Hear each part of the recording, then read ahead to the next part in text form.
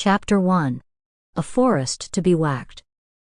"I have an axe to grind, but no wood to chop," Tin Woodman bemoaned, pressing his tin hand over his tin chest where the wizard had inserted a soft heart. "I am so downhearted, now that I possess a nice soft heart that can be let down." When he was not ordering the Winkies about, an easy task for they had no minds of their own, one would often find Tin Woodman gazing longingly out the castle window at the great forest that lay far beyond. Although he enjoyed being the ruler of the Winkies, he had an overwhelming desire to be out in the forest chopping wood. Tim Smith, a tinsmith by trade, stood behind him polishing his back with a cloth and a tin of polish, said, "Sir, we have long ago burnt our entire stockpile of wood. Since you declared that only you, the supreme Tin Woodman, can chop wood, it has hindered our ability to replenish our supply. As a consequence, we've had to rely on the sacrifices of Winkies to flame our stoves and warm the castle. I gave the order because chopping wood is my profession and hobby," Tin Woodman smiled with pride. "No one whacks a tree better than me, and whacking trees should be left only to professionals." "That may be so," agreed Tim Smith.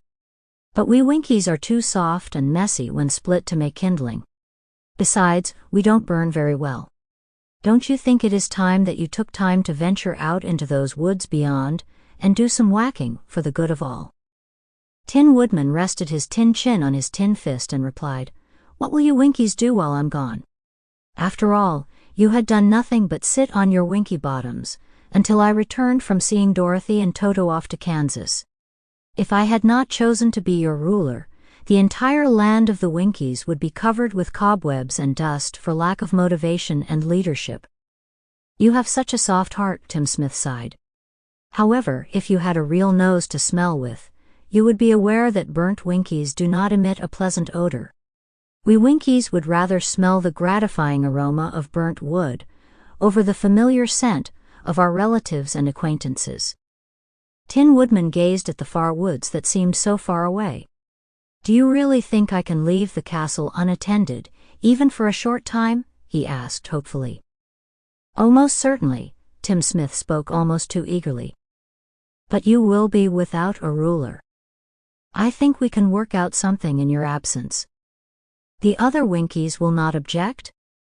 If your departure helps to end our diminishing numbers, I cannot see why anyone would." Tin Woodman, who was sitting down at the time, sprang to his feet, his soft heart swelling with joy. "I will get my axe out of here this very moment." With his sharpened axe held proudly over his shoulder, Sample complete. Ready to continue?